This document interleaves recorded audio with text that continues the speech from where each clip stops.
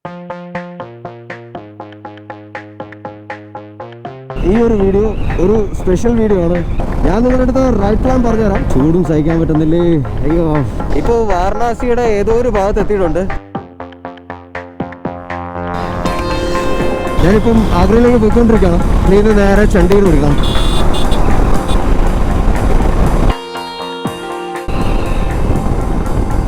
അപ്പം മച്ചമാരെ, പുതിയൊരു വ്ളോഗിലേക്ക് എല്ലാവർക്കും സ്വാഗതം. അപ്പോൾ കുറേ നാൾക്ക് ശേഷമാണ് ഞാൻ നിങ്ങളുടെ മുമ്പിൽ ഒരു വീഡിയോ ആയിട്ട് വരുന്നത്. കാരണം വേറൊന്നുമല്ല, കുറച്ച് പേഴ്സണൽ ഇഷ്യൂസ് കാരണം എനിക്ക് വീഡിയോസ് ഒന്നും ചെയ്യാൻ പറ്റില്ല. ഈ ഒരു വീഡിയോ ഒരു സ്പെഷ്യൽ വീഡിയോ ആണ്, പ്രത്യേകിച്ച് എനിക്ക്. കാരണം ഈ ഒരു ലോങ് റൈഡ് എന്ന് പറഞ്ഞാൽ എൻ്റെ വളരെ വളരെ കാലത്തെ ഒരു ആഗ്രഹമായിരുന്നു. അതും ബൈക്കിൽ ഒരു കാശ്മീർ മഞ്ഞുമല കാണാൻ ഒരു റൈഡ് ഞാൻ പണ്ട് തൊട്ടേ ആഗ്രഹിച്ചൊരു കാര്യമാണ്. കുറേ ലോങ് റൈഡ്സ് പോയിട്ടുണ്ടെങ്കിലും എനിക്ക് അങ്ങോട്ട് പോകാനുള്ള ഭാഗ്യം കിട്ടിയിട്ടില്ലായിരുന്നു. പിന്നെ കുറച്ച് ഹെൽത്ത് ഇഷ്യൂസ് കാരണം പിന്നെ അങ്ങനെ റൈഡ് കുറേ ക്യാൻസലായി ഞാൻ പ്ലാൻ ചെയ്തത്. ഇപ്പോൾ എന്തുകൊണ്ട് ഒരു പെർഫെക്റ്റ് ടൈമാണെന്ന് എനിക്ക് തോന്നി. ഞാൻ നിങ്ങളുടെ അടുത്ത് റൈഡ് പ്ലാൻ പറഞ്ഞുതരാം. ഞങ്ങളൊരു 4 ഫ്രണ്ട്സ് കൂടി ചേർന്നാണ് ഈ ഒരു റൈഡ് കംപ്ലീറ്റ് ചെയ്യാൻ ഉദ്ദേശിക്കുന്നത്. അപ്പോൾ 4 ഫ്രണ്ട്സിൽ 2 പേര് ബാംഗ്ലൂരിൽ നിന്ന് ജോയിൻ ചെയ്യുന്നുണ്ട്, ഒരാൾ രാജസ്ഥാനിൽ നിന്നും. ഞാനിവിടുന്ന് കൊൽക്കത്തയിൽ നിന്ന് റൈഡ് സ്റ്റാർട്ട് ചെയ്തു. ഞാനിവിടുന്ന് 3-ാമത്തെ ദിവസം ചണ്ഡീഗഡിലെത്തും. അതേ ടൈമിൽ ഏകദേശം അവരും ചണ്ഡീഗഡിലെത്തും. അവിടുന്ന് തന്നെയാണ് ഞങ്ങൾ റൈഡ് സ്റ്റാർട്ട് ചെയ്യുന്നത് സ്പിറ്റിയിലേക്ക്. സ്പിറ്റി ജസ്റ്റ് ഞങ്ങൾ റൈഡ് കംപ്ലീറ്റ് ചെയ്യാൻ ഉദ്ദേശിക്കുന്നില്ല. അങ്ങനെ പോകുന്ന വഴി തന്നെ കുറേ സ്ഥലങ്ങൾ കണ്ട് സ്റ്റേ അടിച്ച് തന്നെ പോകും. ഞാനിപ്പോൾ കൊൽക്കത്തയിൽ നിന്ന് ചണ്ഡീഗഡിലേക്ക് പോകുന്ന ഈ 3 ദിവസം ഞാൻ നിങ്ങളെ ബോറടിപ്പിക്കുന്നില്ല.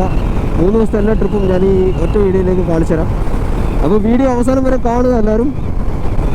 റൈഡിനിടയ്ക്ക് ഉണ്ടാകുന്ന ഓരോരോ മൊമെൻറ്റ്സ് ഞാൻ നിങ്ങളുടെ അടുത്ത് ഷെയർ ചെയ്തുകൊണ്ടിരിക്കുന്നതായിരിക്കും. സമയം ഇപ്പം 8:30 ആയിട്ടുണ്ട്.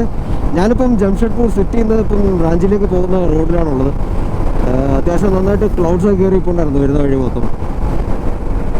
മഴ കിട്ടണമെന്നുള്ളൊരു പ്രാർത്ഥന. അങ്ങനെ റാഞ്ചിയിൽ നിന്ന് ഔറംഗാബാദിലേക്ക് പോകുന്ന റൂട്ടിലാണ് ഞാനുള്ളത്. സമയം ഇപ്പോൾ ഒരു 1:20 നാട്ടിൽ വിളിച്ചപ്പോൾ നല്ല മഴ ഉണ്ടെന്ന് പറഞ്ഞേ. ഇവിടെ നല്ല വെയിൽ, കാർമേഘങ്ങളൊന്നും കാണുന്നില്ല. പുറത്തിൻ്റെ ചൂടുണ്ട് കേട്ടോ. നാട്ടിലൊക്കെ പ്രളയം. ബീഹാറിൽ നോക്ക്, പറ്റി വരണ്ട് കിടക്കുന്ന നദി. എന്താ അല്ലേ, അതുപോലെ ചൂട് കേട്ടോ. ചൂടും സഹിക്കാൻ പറ്റുന്നില്ലേ, അയ്യോ. ഇപ്പോൾ വാരണാസിയുടെ ഏതോ ഒരു ഭാഗത്ത് എത്തിയിട്ടുണ്ട്. എവിടെയാണെന്നൊന്നും മനസ്സിലാവുന്നില്ല. ഇനി അടുത്ത് ടെൻ്റ് അടിക്കണം. അതിന് ഏതെങ്കിലും ഒരു പെട്രോൾ പമ്പ് കണ്ടുപിടിക്കണം ആദ്യം. അപ്പോൾ ഇന്നത്തെ സ്റ്റേ ഇനി ഏതെങ്കിലും ഒരു പെട്രോൾ പമ്പിലായിരിക്കും. ഏകദേശം ഒരു 670 കിലോമീറ്റർ പ്ലസ് കവർ ചെയ്തിട്ടുണ്ട്. നാളെ എങ്ങനെയും ആഗ്ര എത്തണം. അത് സിംപ്ലി എത്തും. പെട്രോൾ പമ്പ് കണ്ടുപിടിക്കുന്നതാണ് ചടങ്ങ്. അപ്പോൾ കേസ് ആരൊക്കെ പോകുന്നത്, ഞാനൊന്ന് സ്റ്റേ ഒന്ന് കണ്ടുപിടിക്കട്ടെ പെട്രോൾ പമ്പിൽ. അപ്പോൾ ഇത് 2 വീഡിയോ ആയിട്ട് നമുക്ക് രാവിലെ തന്നെ കാണാം.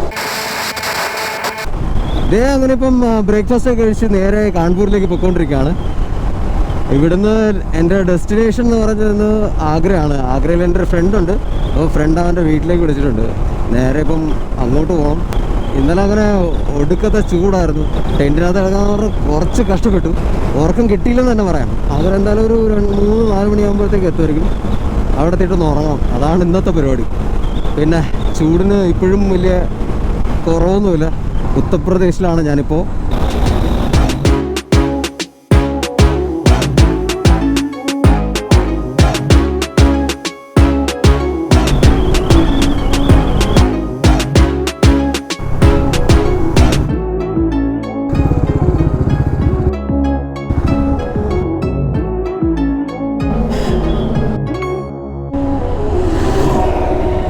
ഇന്നലത്തെ ഉറക്കക്ഷീണം നല്ല ബാക്കിയുണ്ട്.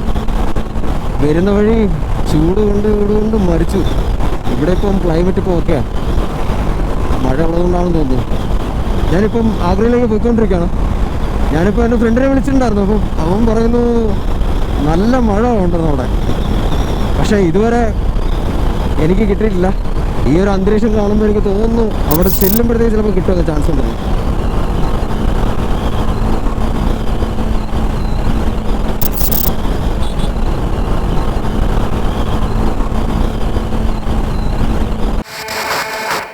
മച്ചമാരെ, അങ്ങനെ സ്പിതി ട്രിപ്പിൻ്റെ 3-ാമത്തെ ദിവസം സ്റ്റാർട്ട് ചെയ്തിരിക്കുകയാണ്. ആഗ്രയിൽ നിന്ന് പുറപ്പെട്ടു. നേരെ ഡൽഹിക്കാണ് വെച്ച് പിടിക്കുന്നത്. 180 കിലോമീറ്റർ ഉണ്ട് ഇവിടുന്ന് ഡൽഹിയിൽ നിന്ന് നേരെ ചണ്ഡീഗഡ് പിടിക്കണം. ചണ്ഡീഗഡ് നമ്മുടെ ടീംസ് എല്ലാം എത്തും. ഞാൻ പറഞ്ഞിരുന്ന പോലെ 2 പേര് ട്രെയിനിൽ വരുന്നുണ്ട്, ബൈക്കും കൂടെ കയറി വരുന്നുണ്ട്. ഒരാൾ രാജസ്ഥാനിൽ നിന്നും വരുന്നുണ്ട്. അപ്പം എല്ലാവരും ചണ്ഡീഗഡിൽ ഇന്നത്തോടു കൂടി മീറ്റ് ചെയ്യും. എനിക്ക് ഇവിടുന്ന് ഒരു 3:30 കാണിക്കുന്നുണ്ട് ചണ്ഡീഗഡ് വരേക്ക്. 2 ടീംസ് അവർ 8-9 മണിയൊക്കെ ആകുമ്പോഴത്തേക്ക് എത്തുമെന്ന് പറയുന്നത്. മറ്റൊരാൾ രാത്രിയാകും, 11 മണി അടുപ്പിച്ചാവും.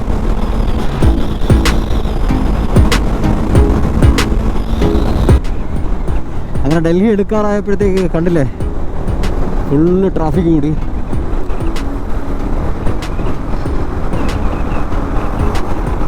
വണ്ടി എവിടെയെങ്കിലും പെടാതിരുന്നാൽ മാത്രം മതി. ബാക്കി ഇതുപോലെ മൂവിങ് ട്രാഫിക് ആണെങ്കിൽ പിന്നെ പ്രശ്നമില്ല. അത് ഇങ്ങനെ എടുത്തിട്ടങ്ങ് കയറി പൊക്കോളൂ. എവിടെയെങ്കിലും വണ്ടി നിർത്തിയിട്ട് കഴിഞ്ഞാൽ വലിയ പാടാണ്.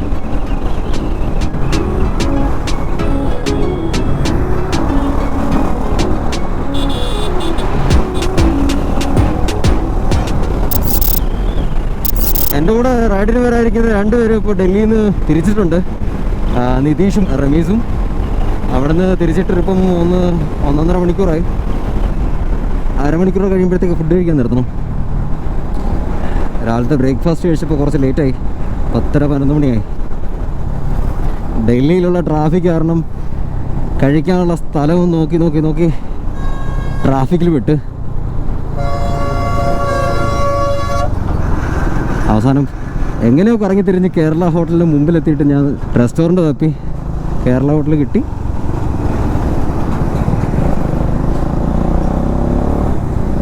കഴിച്ച് ഇറങ്ങി വെളി വന്നപ്പോൾ കുറേ മലയാളികളെ പരിചയപ്പെടാൻ പറ്റി. അങ്ങനെ 2 കേരള പോലീസിലുള്ള 2 പേര് എന്തോ ഇൻവെസ്റ്റിഗേഷൻ്റെ ഭാഗമായിട്ട് അവിടെ വന്നിട്ടുണ്ടായിരുന്നു. അങ്ങനെ അവരെയും പരിചയപ്പെട്ടു. കോട്ടയത്ത് പോലീസ് സ്റ്റേഷനുള്ള 2 പേര്. അങ്ങനെ അവരെ കണ്ട് സി ഓഫ് ചെയ്തിട്ടാണ് തിരിച്ചു വന്നത്. ലാസ്റ്റ് ടൈം ഇതുവഴി വന്നപ്പോൾ ഉള്ള ഒരു നോസ്റ്റൊക്കെ അടിക്കുന്നു.